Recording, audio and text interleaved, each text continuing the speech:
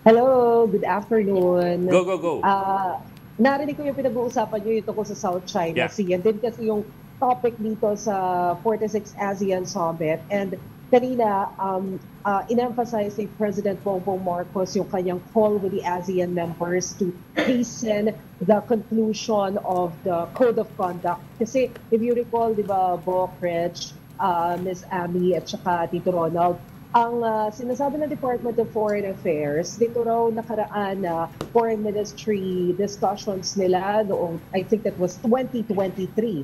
Ang target is by 20, Miss Ami, by 2023 ay nagkaroon sila ng pag-uusap na dapat by 2026, meron na sanang conclusion, na-conclude na yung COC.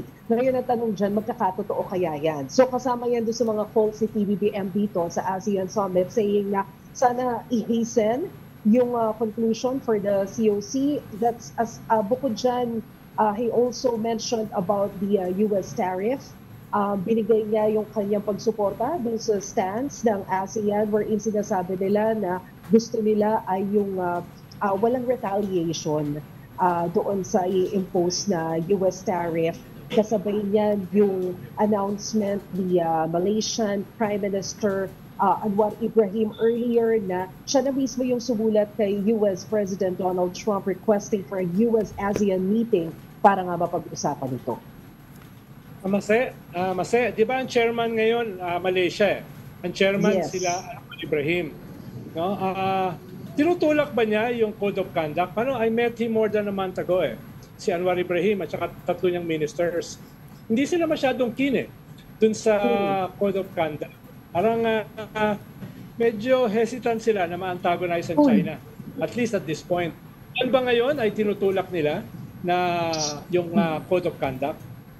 Alam mo, Tito Ronald, base din sa mga speech ni Prime Minister Anwar Ibrahim earlier, hindi ganun ang emphasis niya doon sa Code of Conduct. Pero kanina lamang nag-press briefing itong si Undersecretary Claire Castro. And of course, according to Malacanang, pare-pareho daw yung stance ng ASEAN members saying na pinupush natin yung COC because finally gusto na raw nilang tapusin itong usapan tungkol dito sa COC for for maritime protection and safety. Pero nagsalita ba si Anwar Ibrahim about that as Wala. chairman? So far, at least yung mga nakikita ng mga kapatid natin sa media, kasi syempre marami naman silang mga confidential discussions na hindi namin naririnig. But so far, doon sa mga inilabas sa media, walang ganun ka-strong message about COC. Maricel, yung sa reciprocal tariffs, apart from the ASEAN seeking a meeting with US, meron bang specific silang binanggit na balak nilang hingin kung sakasakali sa Washington kung matuloy ang usapan na yan? Wala pa dun sa punto na hinimay-himay nila yung particular measures that they are planning to do. Ang malinaw lang doon sa napag-usapan nila na for now, hindi nila kinoconsider yung retaliatory measures.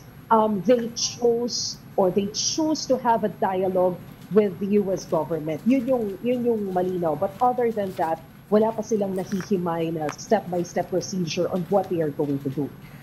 Okay.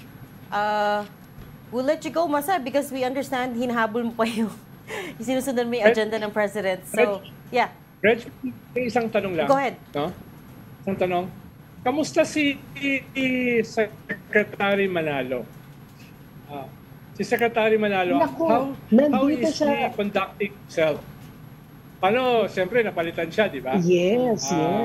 Literally kick upstairs. So, ano yung conduct niya dyan? Sa iyong vantage point? Alam mo, Tito Ronald, I don't want to think na iniiwasan niya yung media. Pero kasi kahapon, malinaw na siya yung representative ng Philippines doon sa foreign ministry meeting. So we requested that maybe we can we'll have a chance na makausap siya and get his point of view about the recent cabinet revamp. Pero hindi kami naging successful.